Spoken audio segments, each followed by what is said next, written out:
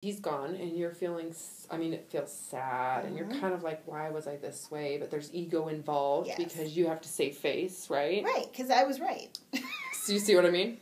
Okay, so my niece, who I love very dearly, she had this really bad relationship with her father. And anyway, she was living with us for a little bit, and she was 13 at the time, and my sister and him were getting divorced. Anyways, my niece was treating him like a dog.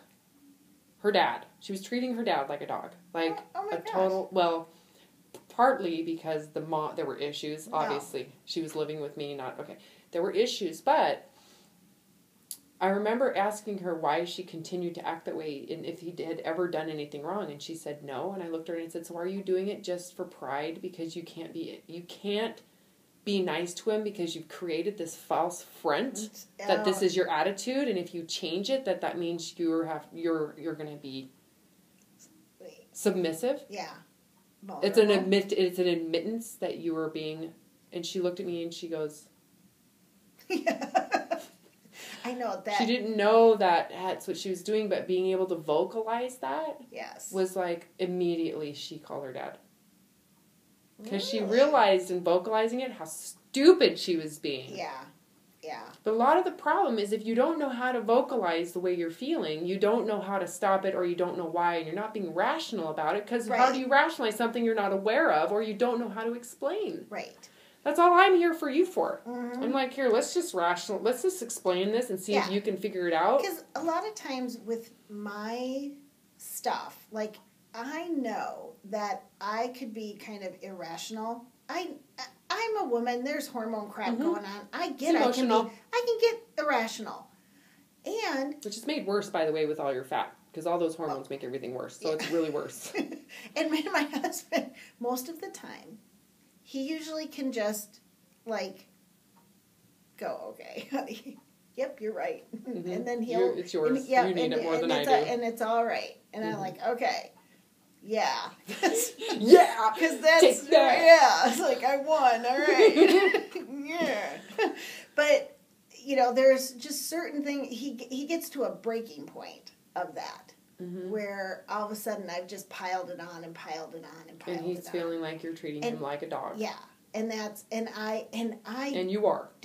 I was just about to say. I'm not, I am a total freaking bitch to him. So you're losing perspective, and him reacting is his way of saying, you know what? I've had enough. I'm not a dog. Right. And him doing that, is that why you were like, yes, I need to go to food? Partly because there's guilt and there's sadness over it. And I felt bad, and I'm like, I know I'm wrong. But then there's the false front that you've got to maintain. Yeah. Because, if you say you're sorry. There is something about that whole false front to that, because... Even though you don't want it, right? I have said certain things, about a relationship and how things need to be. Your list of this things. Is my deal, and about you. Yeah, and you have to change for me. And I'm like, oh, okay, see that right there? Just when you said that, I'm like, wait, well, that sounds ridiculous. It does, doesn't it? But that's how insecure you are. Yes.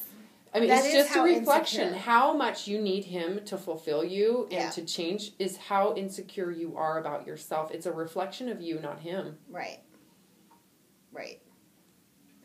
Yeah. It can change. I didn't really need that mirror right what I just now. said? Yeah, I just really didn't. It's like, no. Let me say it a different way. Let me say it another way. You don't really have to. It's like, oh, crap. I just think when you become aware of this stuff, it really is, it's humbling. It is, and it's actually really huge to become aware of it. I know. I'm like, oh, that is just, like, it is like, oh my gosh. I really had that so backwards in my head. Mm-hmm. That you justified abusing another individual. Yes. Similar to your parents did for you. Backwards. Similar that does a rapist to who they're raping. Yeah. Similar to, it's pick your poison. Which one is yours? Yes. It's just, it's just like, oh, okay, no, that. And I would, I would never do that, like, to my best friend. Mm-mm. Ever. I know. And I love and adore her, but I'm like, But I would never treat her like that. No, and if she died, it would be not the same as if he died. Right. You know, not to say, you know, when you use death as the outcome, that's like, that puts things in perspective. Right. That's why I always use it. Yeah. It's not like I'm doing seances and things. I talk about death a lot because to me it's so real and that's a huge fear. So if he were to, how quickly your perspective would change if he was threatened. Right. But because you've taken advantage of him and you kind of lose sight, he becomes your slave. Right. And you entitle yourself to him and he has to change for you and he becomes your whipping boy. Yep. Emotionally. And no wonder stuff hasn't really worked the way I have wanted it to. Because, like we don't, we're not intimate at all. Not yet. And haven't been for, well, we've been married 10 years, so half our marriage. Okay. So, So why are you still married? Why is he staying with you? Well, there's issues on his side. I mean, there's stuff with him. And you don't need to go into that. But, and I think, okay, this is, but I get, like,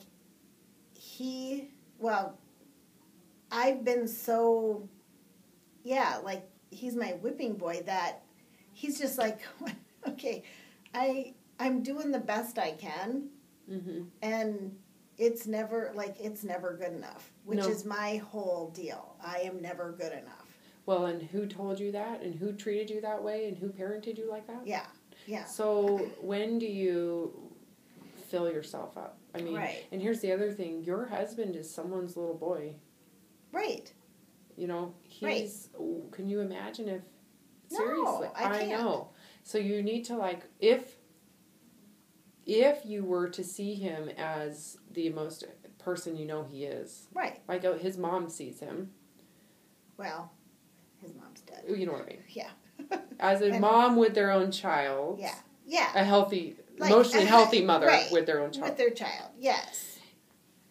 Like the most precious thing. And he is. Yeah. But so are you. But the only way for you to know that is if you felt that way about yourself. Right.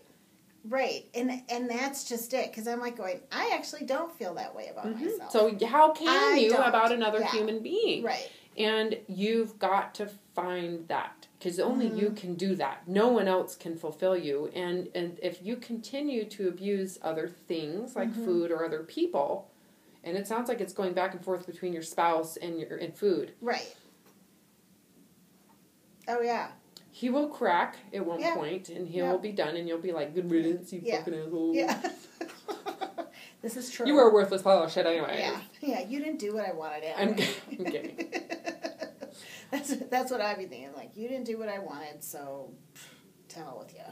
I'll survive without you, and then you would be sad and devastated inside, but you'd have the false front on the outside. For what? Yeah. Well, exactly. I'm like, why would I? Why? Well, and like I know I've done some work in this area, and I know I have this thing about men leaving. So I'm trying to just push the crap out of him so he leaves, because that's what they always do. That's my. So you're testing him? You're testing to see if he really loves you? Yeah. Have you tried a different way before to see what the outcome is? Yeah, I probably have. Well, then I go back to the same pattern. So you've never really changed the way you think. No. That's what it is. No. So you can try new techniques, but if your perception is that this is his job, that he has got to do what I say, I've got a list of things. Yeah, it's like, come on. He's not your slave. No. And you really need to hold yourself accountable to fulfill yourself. You cannot rely on him to do that for you. And the more you do, oh man. Yeah, the worse that is. Oh, it gets worse and worse and worse. Because that means he's capable of hurting you more and more and more. Right. Because it's his job to fill the... When does he know when the void is open? And how deep does he know it really is? And can he get inside of your head and know exactly how you're thinking and the way you think he should act based on what mood you're in at that time? Well, I'm pretty much thinking he should be figuring all that out. That's what an addiction is. That's codependency. But that's addiction, and that's codependency. You're thinking that's what that is. That's how people abuse other people, and they don't know it, or they don't care because they're justifying it. Yeah, it's so interesting because I actually divorced my first husband. He's an alcoholic. I divorced him because he's an alcoholic. That's, and I thought, oh yeah, because we had to deal with his addiction and not mine. It was like going, well, no, this doesn't work for me. And that's actually why I divorced him. Do you have empathy for him yet? Oh, he's dead, and yes, I forgave him. But do you have empathy for that, knowing that you're no different than him? Oh, yes. Now that you recognize the behavior pattern is identical. Yeah. That you can actually have compassion and empathy for him and forgive yourself. Yeah. Yeah. Okay, you need to do that for yourself now. Yeah. Just so that you know. Okay, because I guess what gets hard for me to, I probably only forgive about this much. I actually get that now. Because it's like, oh, yeah, see, my husband was an alcoholic, and that's what he chose.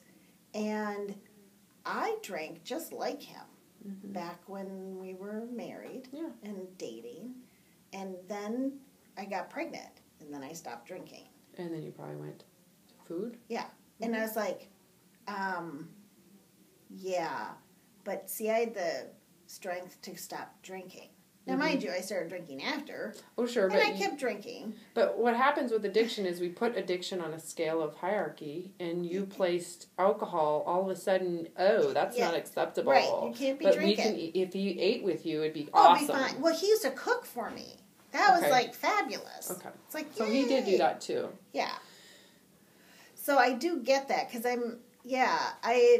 that empathy part is more difficult, I think, for me. Well, how can you have empathy if here's the thing, if you think you're holding yourself to a standard and you're perfect at that standard, you'll never have empathy for anybody. Yeah, I'm not because you'll think that everybody has to be at that standard, and everybody who's not at the standard sucks, and they're, that's the ego, pride. Yeah. It's all interconnected anyways. Yeah. It all comes from ego and pride and blah, blah, blah. Oh, I'm sorry, you taping? Thank you, we're about done though with this. I think if you were to take yourself off of the pedestal that you want to be on. Yeah. Do you know, that is it that I want to be on. That You're compensating. I think, wait a minute. And I know this is even more ridiculous. And I think my husband should put me up there, damn it. Which is just you haven't earned it. And why it is insane. That's insane. I know. It is. Because, when you talk to me, you don't think that I'm above you. No. And nor am I below you. No. I know. And I don't feel this. I feel the same way. We're actually on the same learning pattern. Exactly. You know what? I have my issues in other places, and I don't know they're happening because no one's sitting there going, well, have you thought of this? Have you thought of that? I'm just really good at picking apart people with food addiction and exercise addiction. And I'm actually good at the other stuff. Hey, I can pick out all the other crap. Yeah. Oh, God, that's funny. We're all the same. Yeah. But you know what makes life a lot easier is when we acknowledge that, and then we start having love and compassion for other people, because we're like, dude, I'm no different than that person, so they're addicted to buying cars, and I'm addicted to buying purses. Yeah, exactly. Exactly. I know, I actually look at my husband going, oh yeah, he has his addiction, he smokes, and, he does that, and I was like, yeah. And he's like, well, I said I was going to support you all. Did he try to quit? I don't know. Except for after the fight, he was thinking about his cigarette as soon as you were thinking about food. And he went out and smoked too, and I know that's exactly what he did. It's so predictable. I was like going, yep, and I went in the kitchen and got a bag of almonds, so screw you. Exactly. I'm screwing up my own protocol. Yeah, it's like to hurt you, which hurts me, which makes me feel worse about me, but hurts you. It's crazy. It's nutty. That is absolutely nutty. It's all for pride and lack of compassion and it's really looking at someone as I'm higher than you, and you're supposed to make me higher than you. Right. Because on the scale of hierarchy, I'm supposed to be at the top. Here. I'm more important than you, and that is abusive. That is not right. Yes. So, I know. So identifying it and laughing at it's a good thing, just so you know, because then you realize how retarded we are. Oh my gosh. I know. It's just it's so ridiculous. Mm-hmm. It's just so ridiculous. It's all that pride crap. It's like, when you look at your family,